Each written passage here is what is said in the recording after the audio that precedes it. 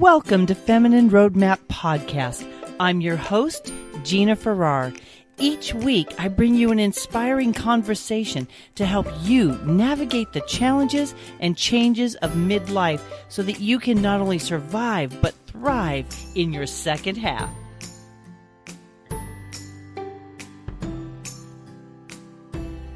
Hello, Feminine Roadmappers. It is Gina here, and today we are talking about something that is so timely and where we're at in the world and what we are all experiencing as a global community.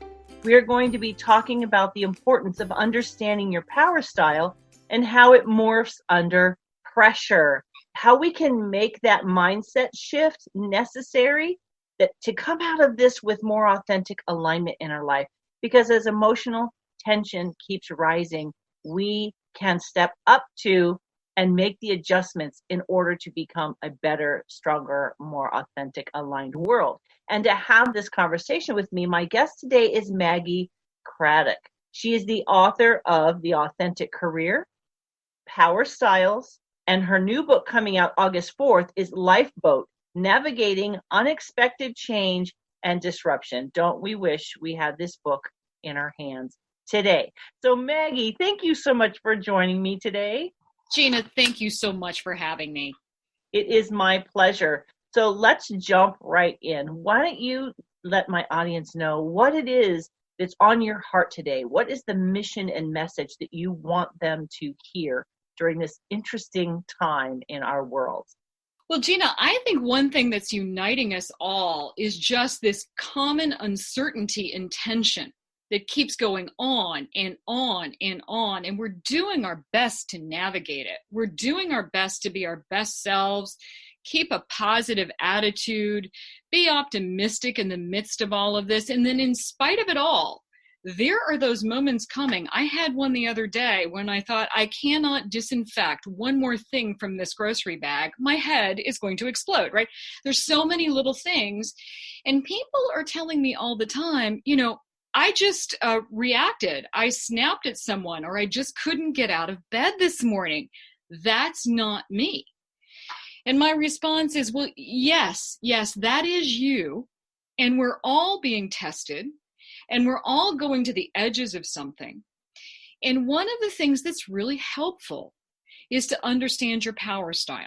And I'll talk a little bit about what I mean by that and why it matters. But the thing is, under normal circumstances, many of us have those little conversations with ourselves. We feel a little judgmental, we're a little impatient, but it's not a big deal, right?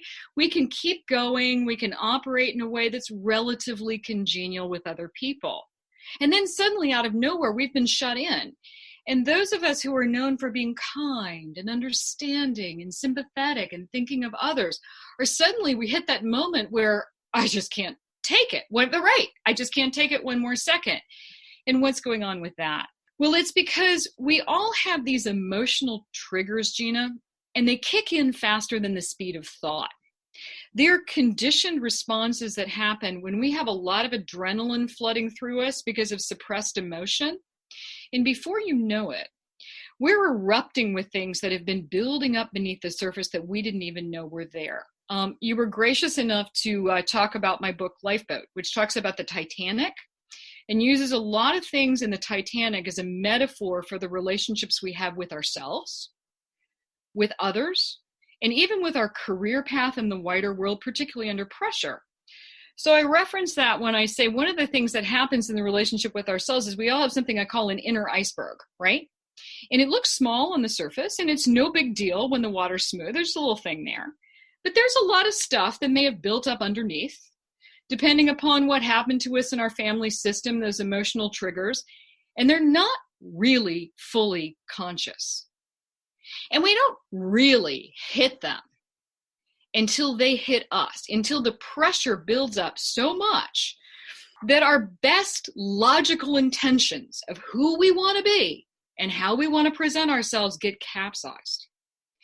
So to keep ourselves aligned and operate effectively under pressure, it's kind of helpful to understand your power style, what makes it unique, and where it came from and get a little more aware of that so that when that adrenaline floods through you and literally your brain flatlines and you're just reacting, you're able in that void to go, wait a minute, I'm going to take that strategic pause. I know what's going on.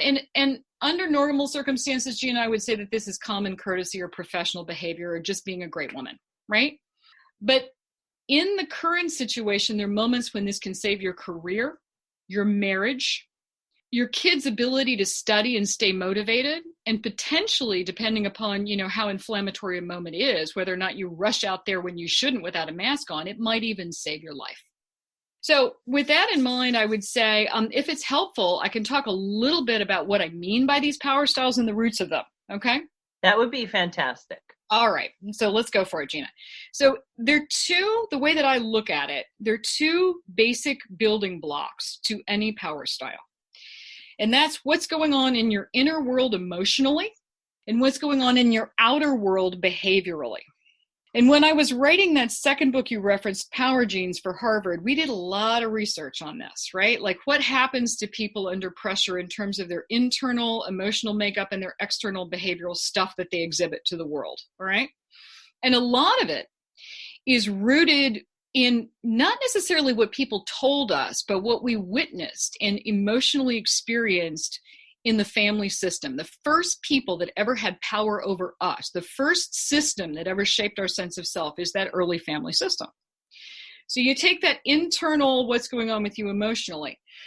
Let's say you're growing up and it's a rainy day. I'm looking out my window right now. It's a rainy day. And your mom came to you and she said, Gina, do you want to wear the red raincoat or the green one?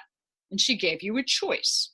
You would learn that, most of the time or a lot of the time, your mom was going to sort of motivate you with trust. You were going to participate in that.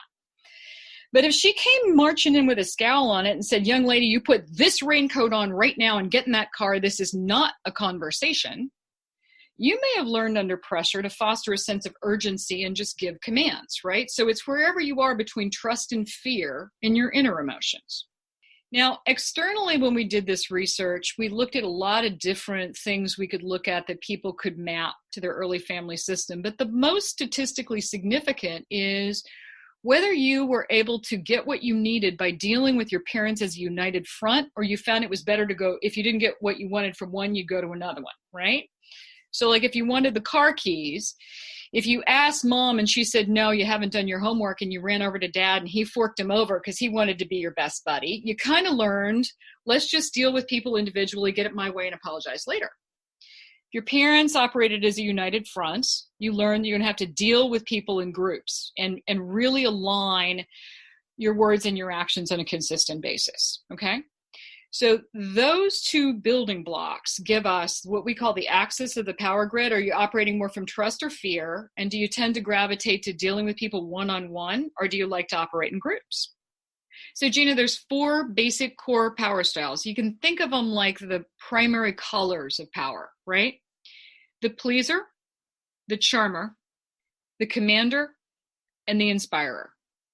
And pleasers basically are people who operate from trust. They want you to trust them. They're going to give you that choice with the raincoat. But they also tend to want to get approval from people on a one-on-one basis, okay? And if we look at the family system that fosters that, we're often looking at people who grew up in a really loving family system, but their parents were just either struggling to make ends meet, maybe they had a sibling that had special needs, whatever it was, they didn't get a lot of validation, a lot of attention, and they learned to just work hard and not take up too much time, attention, and God forbid money, okay? Your charmers learned to deal with people one-on-one, but they were the ones that would really learn to triangulate and play mom off against dad. And your charmers learn early in the game, and there's plenty of them out there, that you can be the best friend of one of the parents and kind of turn the authority thing on its head. Now, these are usually kids who grow up maybe not in a divorced home, but in a home where for emotional reasons, the caregivers have kind of grown apart and they become more of the confidant of one of their parents, right? Your commanders deal with things in groups, but they're your people that foster that sense of urgency. And they tend to come from families where there's a really strict hierarchy, right? And there's one parent firmly in charge. And the other parent is really like one of the kids. They take their marching orders from that parent who's ruling the roost. When I talk about this in corporate circles, Jack Welch was famous for coming from a commander matriarchy. And his mother actually was the one that enforced all the discipline. So, it's just one parent, but he learned quickly there's no second place, right? And then your inspirers out there are people who really want to reach groups, and they try to think of the greater good most of the time. Now, everybody has a little bit of the strengths and the blind spots of all of these power styles in them all the time. So normally you can look at these different power styles and say, well, let me think about my family system and my emotional memory of it. I kind of gravitate to this one, right?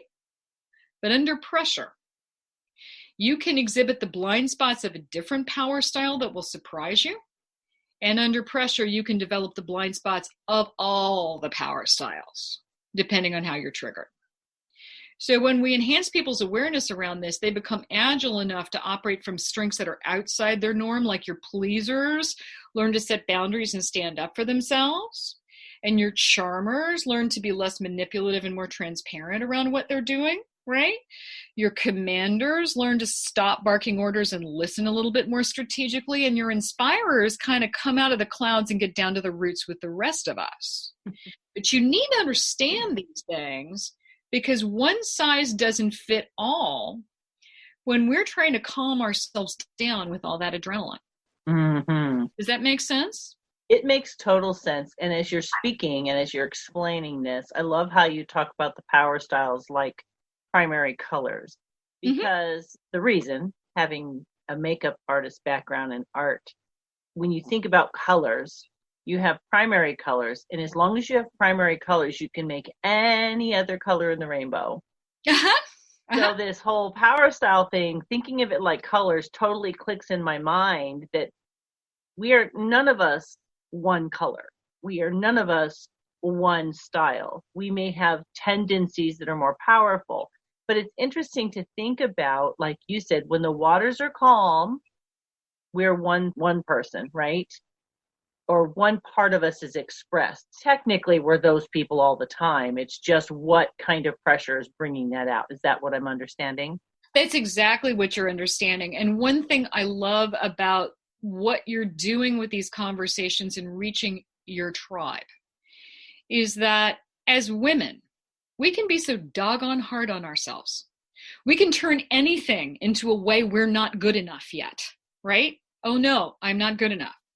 So, when I talk about this relationship with yourself, one of the things I talk about in this book, Lifeboat, is the importance of making a strategic pause, sort of muscle memory under pressure, right? You take that pause.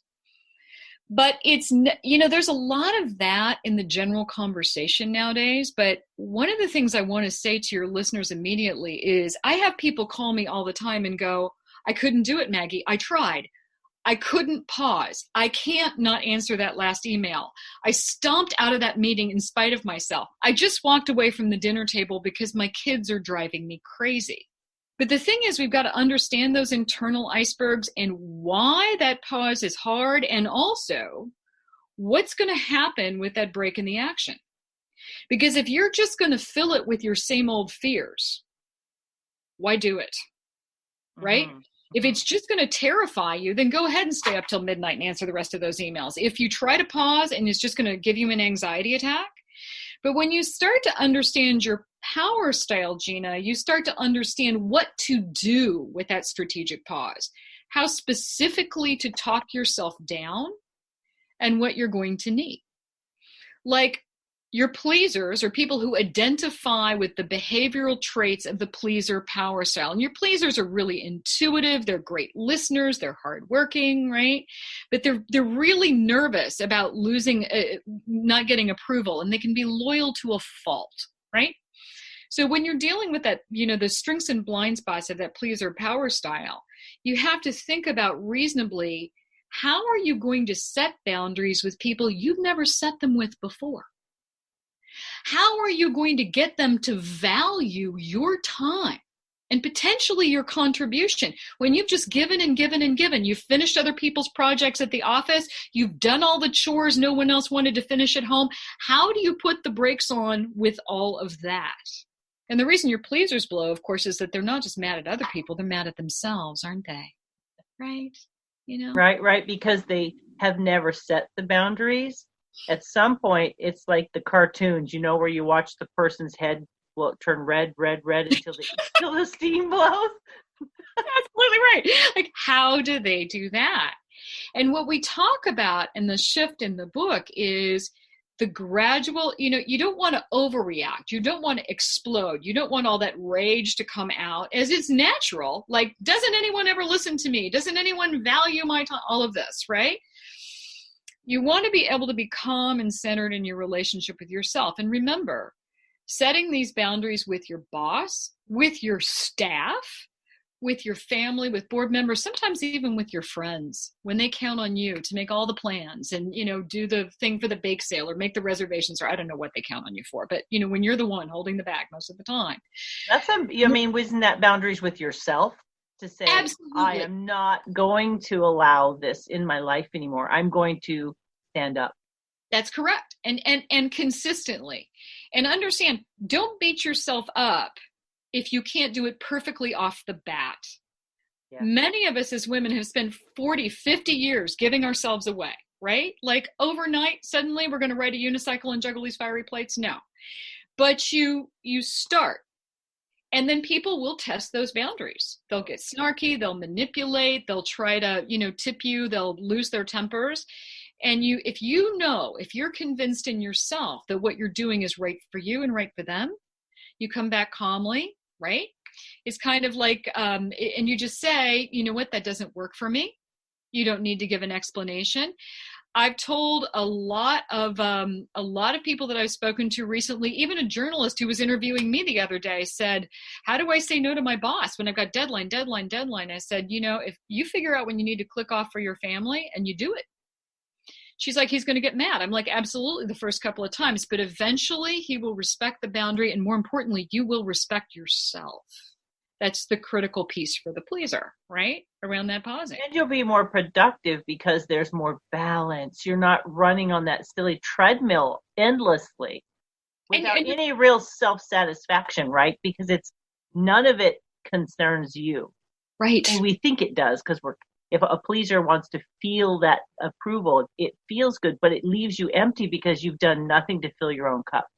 Absolutely. And then you have a whole crew that's sometimes more difficult to sympathize with, but I sympathize with them. And that's your charmers. These are your manipulative people, and for many of us, it's our kids, right? Who've grown up in environments where they've learned how to play one parent off against the other to get what they want. And there's that sense of entitlement, and they're so hip, but they're not taking responsibility. Oh my goodness, how do we do this, right? And you learn that the reason that people like charmers can be such great salespeople but have these other issues around transparency and accountability and things like that is that they have a deep-seated mistrust of authority. And the reason for that is that they weren't able to fully trust the first people that ever had authority over them. They had parents that needed to set limits and boundaries, but those parents were too busy trying to be the buddy to their kids and weren't setting them. So there was no real constant structure in the family system that they could count on. Now, I'll tell you, you've got your charmers out there that, are the impression management image people. When they start to get it, when they really start to get how high the stakes are at a time like this, and what's on the line in our world, they actually morph into some of the best change agents out there. Because what these men and women can do is they can produce results in any environment you want to give them. And when they truly start understanding that it's not just, their personal agenda, what they need, making this shift I talk about a lot in Lifeboat about this self-help mindset to the us-help mindset, they actually realize that when they're out there helping others, they are helping themselves. They are more at peace in their center. They are more aligned. Because without doing that, they're filling a hole that no amount of stuff, manipulation, or selfies is ever going to fill. So that's our charmers for us, right? Yeah, those charmers are the ones that you think about, they get away with murder. Like, Oh, no yeah. matter where you are, what they're doing, they manage to always get their way. It's the darndest thing to watch, let me tell you. But I will tell you, having coached my fair share of them and having coached many of them who I think have really made this shift from self-help to us-help, when I first started dealing with charmers, not surprisingly, a lot of them were men at a very senior level in corporate America who seemed to have it all. And sometimes women too, the ones who could always spin it and be the only one in the room, right? But I'll tell you where you get them every single time. And this is really important for your audience. You get them through their kids, because they don't want to create a legacy where their children grow up feeling as lonely and having as many trust issues as they do. Because no matter how many handbags they buy or sports cars they drive or whatever it is they're doing to fill that hole, those charmers actually have transactional relationships with other people, Gina. Not the authentic rapport we have with our tribe, with our women, when we can let our hair down and be emotionally honest and say, girlfriend, I really hear you. This is hard. They don't know how to do that two-way street vulnerability, right? That actually helps us process these feelings, get rid of, make that inner iceberg smaller. They really have to shove it down. And a lot of them are very lonely. I mean, you can have a lot of great toys, right? What was that old saying? He who dies with the most toys wins. I always used to think to myself, no, he's dead, right? You got a lot of toys. What we really want in this environment is to be able to make that transition from scorekeeping and those transactional relationships to genuinely relating to each other in a spirit of shared humanity. So that's our charmer, right? And when they take that pause, they need to stop thinking in the me, and they need to start thinking in the us, and start cultivating relationships that aren't necessarily transactionally expedient, but put the training wheels on emotional honesty, right? So a person who may not be aware of their tendencies toward Yeah. Sometimes we're blind to the thing that we are, right? Mm-hmm. I think that person can pay attention to what you just said. How do we engage in our relationships? The pleaser is constantly yielding, right? Constantly giving and yielding and bowing to another person's wishes. Right. And often in a real lack of alignment with their own. Oh, absolutely. Right? Yeah, they've lost that. Yeah. And then this person here, this charmer, is more of, pay attention to your relationships. Are you transactional? Are you always looking to kind of stay in the position of having the most options? Really? Because that's what the charmer is looking for. They're looking for that kind of, no one's going to hurt me, right? I'm going to keep myself, all my options, so that I can always have that control over my own safety, if you will, whether it's emotional or mental, because it depends, right? It really depends on what that person's experience, what the higher priority is. But I think it is a safety thing to some degree. It's knowing that I can control my world and you're not going to hurt me. And what's so vital for charmers to get, I'm sure that many of your female listeners who might say, even if they don't identify as charmers themselves, they might have a friend who they think is a charmer, okay? And charmers are usually very image conscious and often extremely ambitious for reasons that aren't, too hard to fathom, right? But particularly in this current environment where we're talking about how is this whole situation going to change us? How are we going to evolve in spite of ourselves as we all survive this thing together? Let's just bear in mind for women, as mothers and as people who run businesses or create entrepreneurial things, right?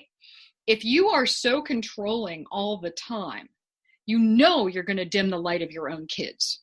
You're going to dim their light. Anybody who has kids or grandkids knows this. You've got to let them run. You've got to do that.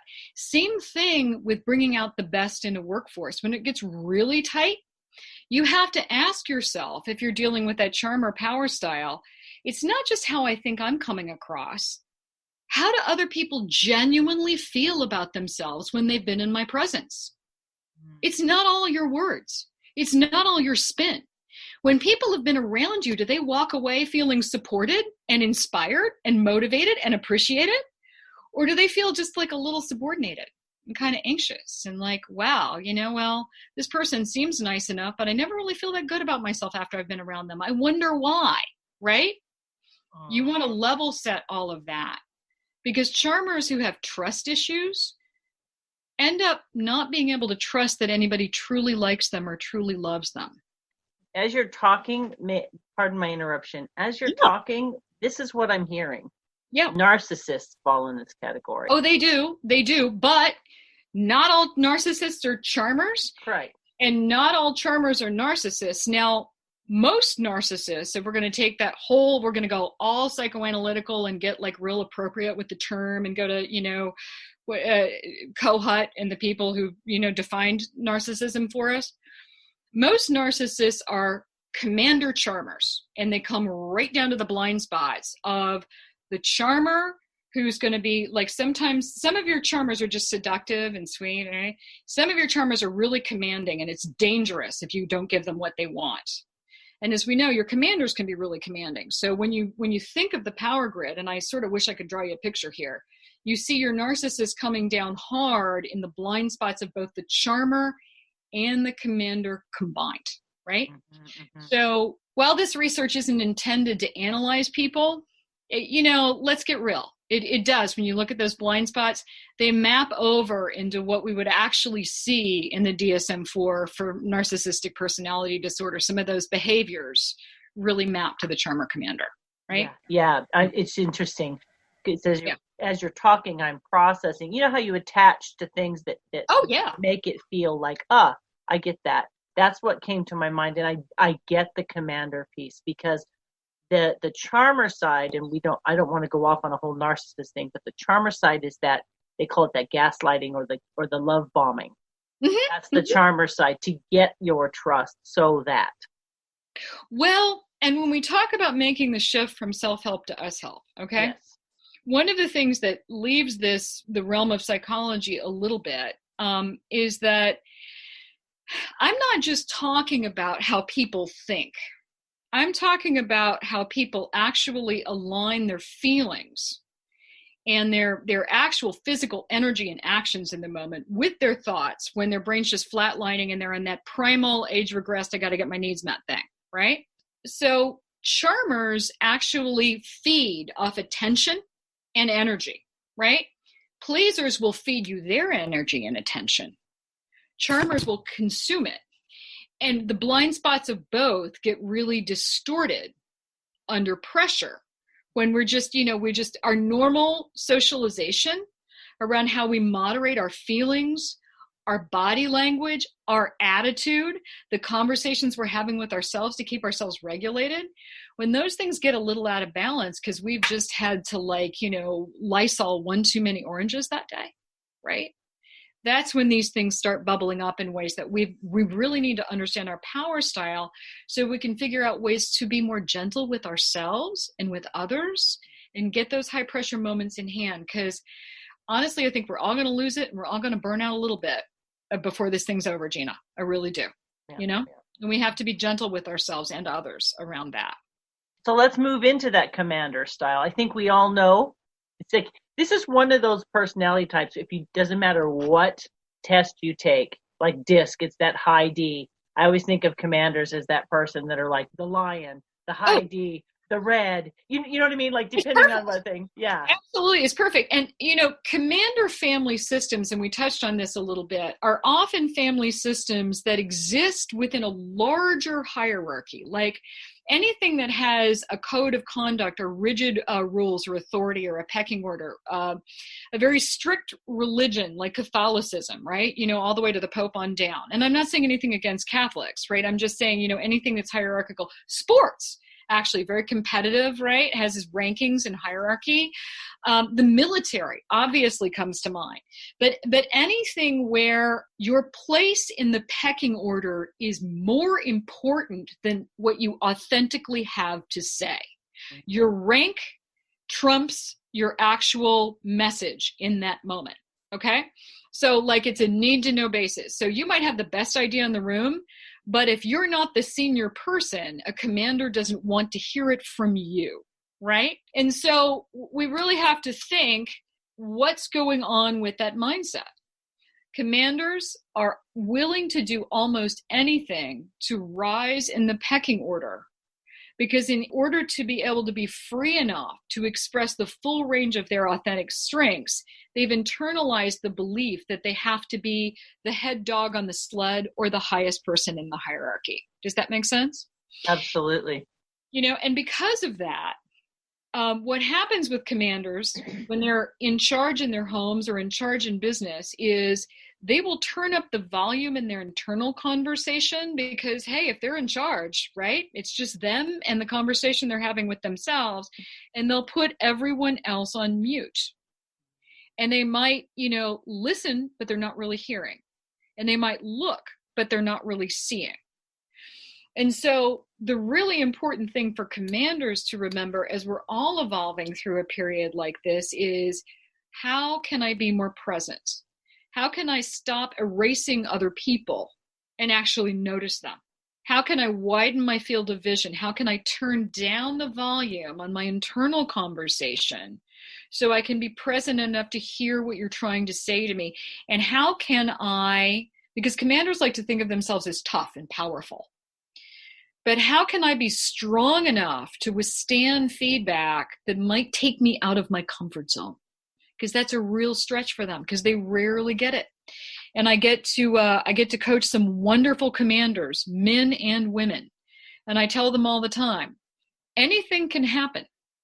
You can see a unicorn, but it's unlikely.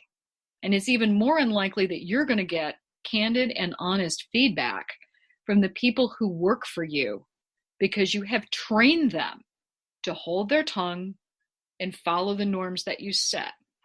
So changing those is going to require some convincing. Just like changing the thing with the pleaser to set boundaries for themselves requires some convincing, changing the piece with the commander so that you're inviting other people to actually tell you things that you might have preferred not to know in the past is going to take some convincing. But it's absolutely vital if you're going to stay focused and you're going to lead others in a constructive direction at a time when all the norms are changing. So Maggie, what I'm hearing from a commander standpoint is patience with the process. Mm-hmm. Because when you're a commander, you are so used to execute.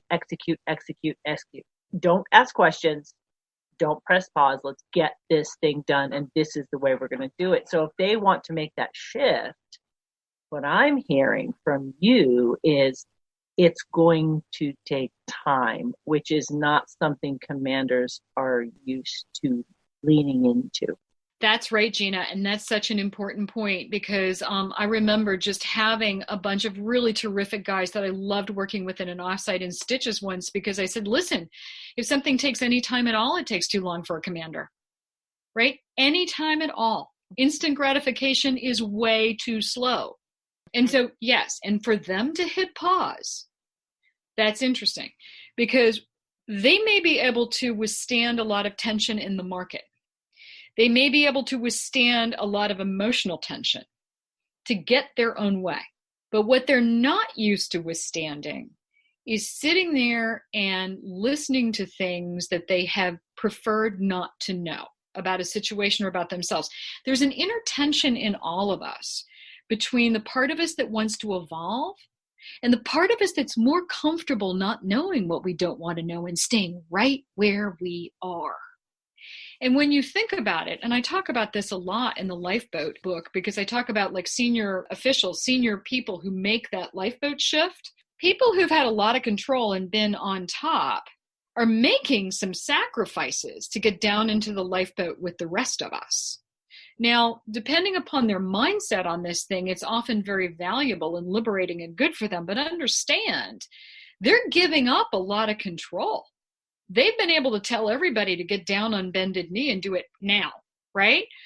And they're really shifting their thinking around that to come into alignment with other people and develop more empathy, particularly when it comes to the very sensitive subject of how they may have been moving forward without a full information set and without full feedback for a long time.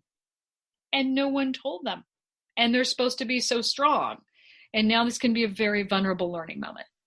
Yeah, and there's the issue of trust from those who follow that person, trusting that it's okay to be honest. Absolutely. Absolutely. And I've had commanders who, again, none of us do it perfectly. One minute they're giving the person the reins. The next minute that uncomfortableness comes up, that inner iceberg starts to wobble and grow, and they'll go back and lash out at that person. And then they'll have to go back and apologize again.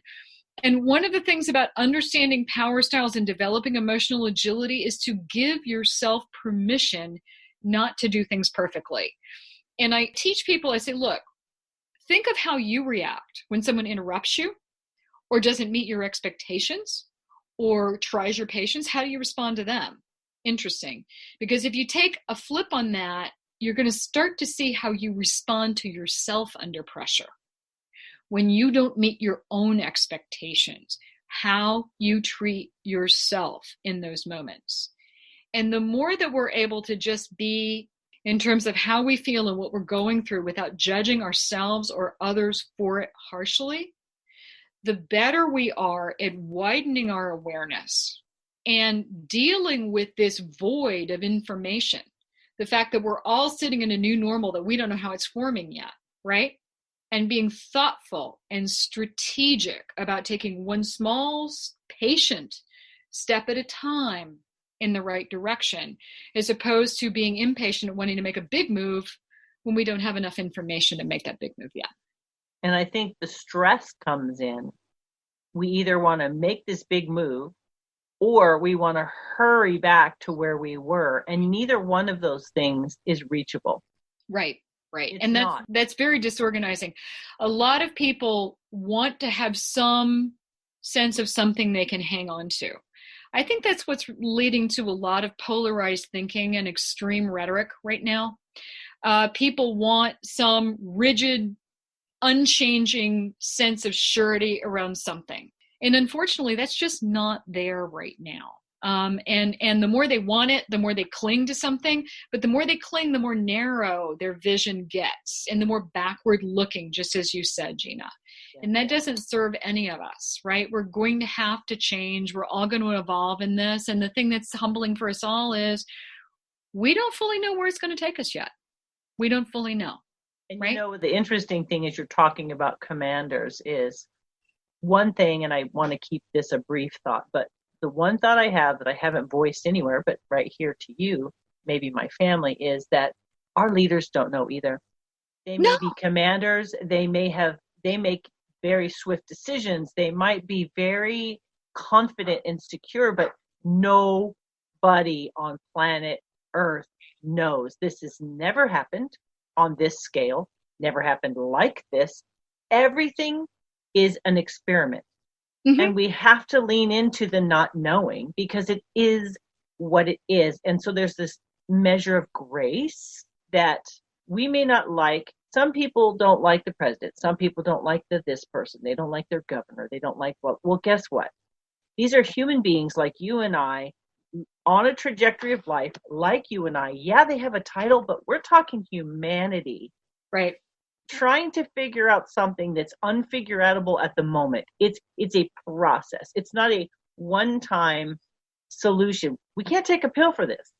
So when we think about the power styles, this is another kind of angle that I'm processing is each one of those is going to want a different kind of comfort or solution in the moment.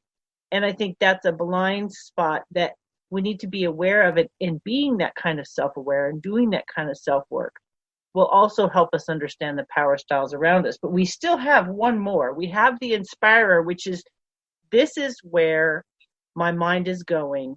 These are the people that are rising up right now, hearing a lot from this style. The inspirer power style. Now, I've actually, when I did the research for Harvard, I've actually done percentages. They're old percentages now. The Power Genes book came out in 2011, right? So they're older data. What I did find when that book came out was that there were only 5% of the people in my sample that fell into the Inspirer Power style. And one of the reasons for that is one of the core characteristics of an inspirer is this is a person who is likely to extend themselves to do something for someone else before stopping to calculate what's in it for them. And that's very rare. Many people do the math. I'll do this for you if you do that for me. Inspirers do not. Inspirers will say, hey, here's a contact for you. Hey, talk to that person. Inspirers will stop on the street and give somebody directions even when they're in a hurry. Inspirers will be as interested in the receptionist as they are in the CEO. They actually walk their talk, and they have a tremendous amount of charisma, but they're rare. Because we live in a very, very competitive society, and we're all trying to think, oh, I can't give that person that contact because maybe I'll need something from them someday. Not the inspirer. The inspirer doesn't try to dominate the conversation. They try to make it bigger. They try to get everybody in the loop they can. Now, another thing that makes inspirers kind of rare is the kind of family system that tends to foster this mindset. Inspirers tend to be raised by caregivers that were aligned with some kind of cause that had greater meaning than money. They were part of something they considered bigger than themselves. So you get a lot of inspirers who, in this environment is kind of poignant, who were raised by doctors or medical researchers or people who devoted their lives to science, educators, people who devote their lives to raising a great kindergartner or even raising a great kid, right? People who are really artists, right? People who are really out of the box in terms of thinking, oh yeah, money and all this is great, but I want my life to count for something that's greater than my individual consumption. I want to be part of something more. I want to leave a legacy and make this planet better than I found it, right? These are our inspirers, and we cannot work to emulate these people enough. But inspirers have kind of some of the blind spots that pleasers do for a slightly different reason. Inspirers are so committed to the greater good that they burn out. They give themselves away because everybody wants the inspirer to be their mentor. Everybody wants the inspirer to be on their panel for the big discussion. Everybody wants the inspirer to go meet with their big client, and everybody wants the inspirer to diagnose their rare disease, right? We're losing them right now if we don't protect them in the medical community. So it's a fascinating thing. Inspirers really have to stop, understand where their limits are, resist the siren call of I must go again. I think of this Fauci, who I think really exemplifies a lot of the qualities of the inspirer. When you listen to him and you look at the legacy of the man's work, and then you hear that he's only sleeping 3 hours a night, and that his wife is forcing him to take walks with him so he doesn't burn out, right? So we have to be very thoughtful. You lose a lot of your inspirers first in corporate America, because inspirers, you can't buy them.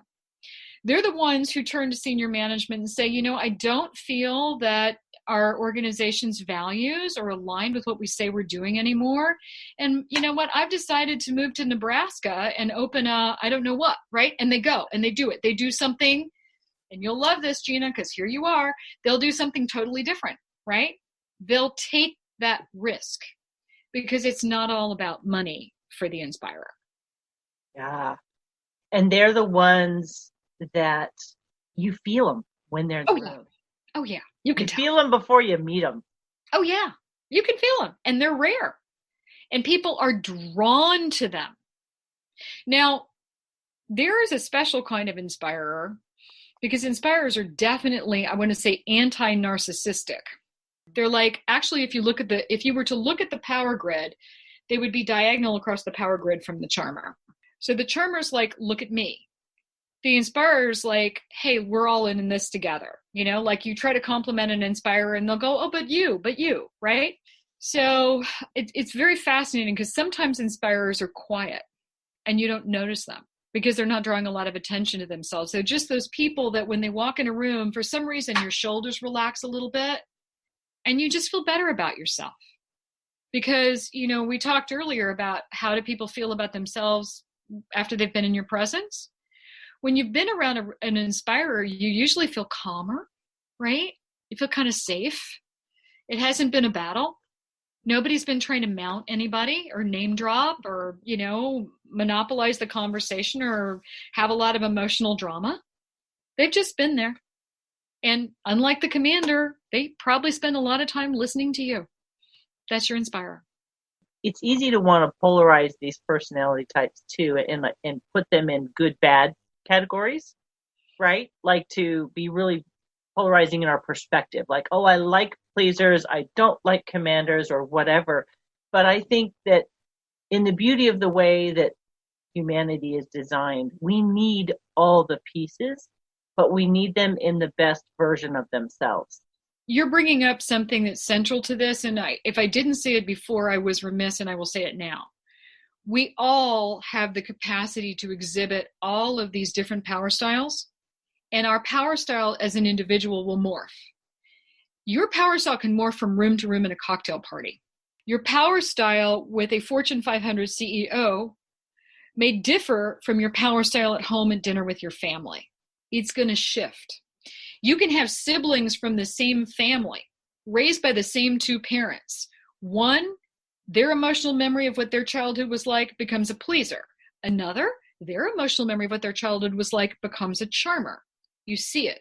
It's all about how we categorize those emotional memories and how, when we are emotionally triggered, we are conditioned to respond behaviorally and emotionally to get our needs met. That's why when people start to understand their power style, they develop more and more emotional agility because they develop more perspective, they're more forgiving, they're more patient, and they're less likely to do what you just mentioned as a risk. They're less likely to make snap judgments or categorize themselves or others. In Lifeboat, one of the things we talk about with these frozen feelings and these icebergs is, particularly during COVID, when we're all in these little lifeboats of our family together, when we're all in close quarters, the one thing you don't want is for the way that you categorize the people closest to you to be frozen.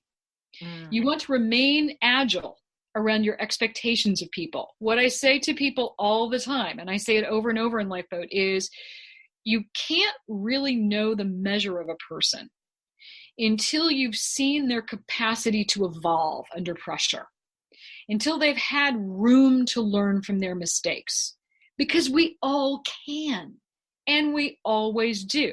And when we're in our blind spots, I go back to this earlier piece of our conversation, Gina, when we're in our blind spots, we have that polarized thinking. We want rigid, unchanging solutions, and we categorize people as white hats and black hats, good and bad, and we leave them there. And that, of course, is not real. In fact, we're all more nuanced than that. Sometimes in the course of a day, depending on the pressure, we have the opportunity to be relatively immature, and then we have the opportunity to be relatively saint-like and heroic. Just depends on whether or not we got a good night's sleep and how we are in a given day. That's why understanding this is so critical, so we can give ourselves and others a break, and we don't hold on to those rigid expectations. I know what you're going to say. I know what you're going to do, right? We leave room. And we have a more thoughtful conversation, like for our pleasers. I know you're not going to respect my time, but just wait. Set the boundary, let them act out, and hold the space inside yourself for them to actually hear you and give you a little more respect and validate that. Your charmers. Now, I'm just going to have to manipulate this situation. Stop. Actually try being a little more transparent about it, right? Try it a little differently and see what happens. Your commander, listen for a minute. Let yourself be a little uncomfortable. Let's get a little humble with this. Okay. People might think you can't change. They might even think you're a little arrogant. Maybe you're not. Maybe you can get down there and really evolve in a way that is truly going to inspire people as a leader, right? And then our inspirers up there, they need to remember that they're human too. Right? Some of the great healers actually have to take time off from being a healer for a year or two, or they will burn themselves out, and we won't have them. For that particular group, it's that you cannot carry the weight of the world. It's not your responsibility to carry the weight of the world. And I think they feel that burden by nature. Absolutely. Absolutely. And then, the overarching thing, the thing that I talk about in the book Lifeboat, there's a central character that's inspired me since I've been a child, and that's the character of Margaret Brown. And they did a musical about her called The Unsinkable Molly Brown with Debbie Reynolds, right? My mom took me to that when I was a little kid. And I got so fascinated with the characters that I began to read all about the stories of the Titanic and the real people behind it. And it was a few years ago when I was I was cleaning out my childhood bedroom after my parents had passed away. They'd been in assisted living. My husband was there with me. And I found this book that I loved about the sinking of the Titanic and Great Sea Disasters, written in 1912. And I started to read it, and I realized that encapsulated so many things that people needed to learn, because on that lifeboat, those individuals together made that shift. They were so close to each other personally that it was life and death against the elements. And they, with Margaret Brown as an example, learned to align with their thoughts and feelings in the moment. And there was a mutiny on that boat where the people who were in formal command and were concerned about their power and having a power struggle on the boat, Margaret Brown watched this for a while, didn't get into the power struggle, and started quietly looking at what other people needed and listening to them and looking at these women who weren't strong enough to row and putting them two to an oar so they could live. And she got that whole group united in that energy of living to see another day. Right now, when we're dealing with COVID-19, that's that kind of shared humanity, I think, that's going to pull us through that thing. That spirit, that was an inspirer, that was an inspirational leader. That's the kind of energy that's going to pull us together. What we have in common is what it is to be human and deal with this situation as human beings with our strengths and our blind spots, and create like a group energy in our homes. We're all responsible for it, in our professional communities, in our world at large, right? Where we're pulling together around the value of human life and the fact that we leave no one behind. We judge no one. If people weren't, like on that lifeboat, they got it. They needed every single person, and every single person was meant to be there by destiny. And when you look at the stories, it's, pardon the pun, chilling. But if we weren't meant to be here, Gina, we wouldn't be here. We leave no one, right? We subordinate no one. Because when you start judging others, you start judging yourself. Isn't it true, Maggie, that what we dislike in other people is actually a mirror or a reflection of something we don't like in ourselves? Right. And I find, people are, I bet you get this from people all the time. It's like, what makes you happy? What's your thing? Well, I try to redo what I call my life worth living list every year. And I start with my internal goals, right? And so one of them, probably came from reading Power Genes, was I wanted to become the kind of person that other people felt better about themselves when they'd been around me. That was a big goal for me. But my latest one is just to be more gentle with my self-talk and kinder to my husband, right? When I'm impatient or frustrated, because he's the one closest to my field, right? And just whatever I'm feeling, anxious or excited or whatever, just accept it. Just tap into it, because what we're going through right now is so big that if we don't embrace the relational learning at the heart of all this stress, it's going to sink us. The way we're going to pull together is to realize that the very stress we're going through is sort of like a relational curriculum we all need to be more authentic with ourselves, more authentic with each other, and to make whatever changes, develop whatever agility we need to adjust to this thing. Because it's not just our ideas of how it should go. Things are going to unfold here. And I loved what you said, Gina, about our leaders don't know. And I feel for our leaders, because I guess a lot of people expect them to know, but there's no way they could know. They're holding themselves to a totally unrealistic standard here, because we have no idea what's going to unfold in terms of our global health, in terms of our agricultural resources, in terms of what's happening to our climate, in terms of what's happening to our international monetary system. There's no way any of them could know, right? Yeah, and in being in a perfect world, let me phrase that way, Maggie. In a perfect world, if we function to the best of our ability, to the best of ourselves in that alignment, right? The inner and the outer align. Absolutely. Then that's what I would wish for this pause to create. It's the seeing the better version of humanity, not just myself, but how we can work together. Because I feel like we've really gotten to this place where it's an us versus them. Just in general, we separate ourselves by nationality, by beliefs, by whatever. And what if? Yeah. And I think that is, I think that's limiting, right? I Yes. think limiting. And I know it's artificial. Because, and I have several examples of this in Lifeboat, but I have numerous examples of this in my life, of having had the incredible privilege of working with people who other people judge very harshly, like senior executives that have been judged very harshly. And I've met with them in dire circumstances, and these are the individuals that actually made huge sacrifices and put their personal finances behind supporting people and getting their careers back on track when there wasn't enough money coming from their organizations to do it. You know, I was listening to the news the other night, and as we mentioned in the pre-call, I'm not doing as much of that right now because it's, you know, it's very difficult to listen to. But I was listening to them talking in Illinois about personal contributions that had gone to increasing the number of COVID tests that were available for people in that state. And I can think of people who are doing that. So you have a lot of your charmers, commanders, and even your charmer commanders, you know, that we talked about, that are, you know, quietly being changed from the inside out by what we're going through and doing what they can. And I think we all are.